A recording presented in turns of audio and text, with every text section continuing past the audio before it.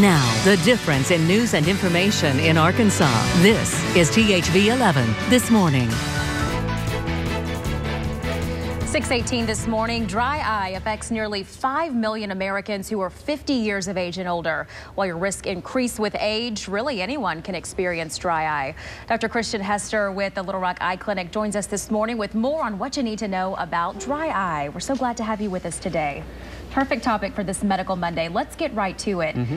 Tell us about dry eye. I mean, it kind of sounds like it's self-explanatory, but I know that there's more to it than just that. There really is. Thanks so much for having me this morning. Dry eye is something that can just be barely bothersome to a blinding condition.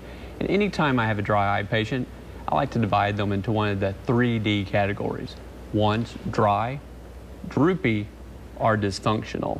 And each one of these will have a different type of treatment.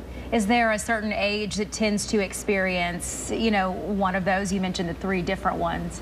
Right. So the most common age for people that are affected would be women in their 50s or older. That's typically the dry category. And so in the dry category, we simply do not make enough tears.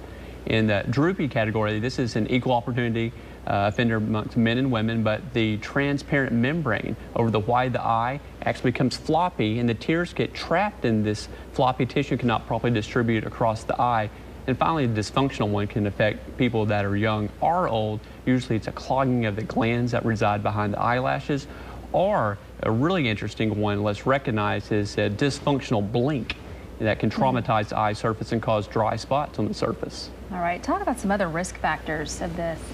So some other risk factors, in addition to just age and say having autoimmune diseases, would be the environments where you're living. If you live in a dry environment, so people who are in drier environments might require more artificial tears. Okay, so something to keep in mind with that.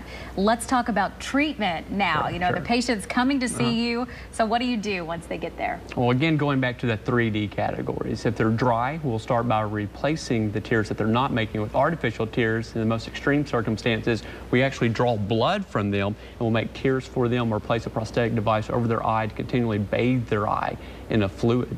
In the droopy category, we'll do a simple in-office nip-tuck type procedure so that tears can now properly distribute across the eye surface. And then dysfunctional category, where they have abnormal blink, one of the most interesting treatments that we offer, so we'll actually do Botox injections around the eyelid muscles in order to cause less trauma when a person blinks.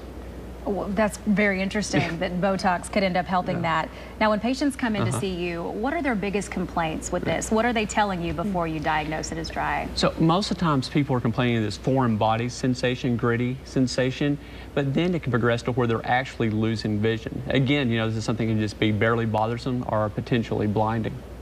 Something to keep in mind. Make sure that you visit your doctor if you're having those symptoms.